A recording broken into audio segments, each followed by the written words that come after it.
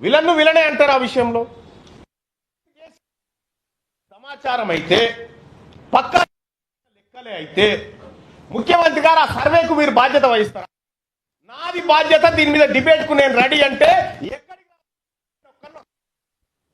నీ సర్వే తప్పని నిరూపిస్తా.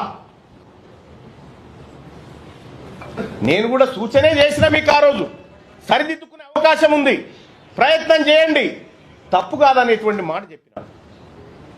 మీరు ఒక తప్పు చేసి ఆ తప్పును కప్పిపుచ్చుకోవడానికి మళ్ళీ తప్పు చేసి ఆ తప్పును కప్పిపుచ్చుకోవడానికి మళ్ళీ తప్పు చేసి ఇవాళ సమగ్ర కుటుంబ సర్వే ద్వారా, కుల సర్వే ద్వారా ఓసీల పాపులేషన్ పెరుగుతుంది.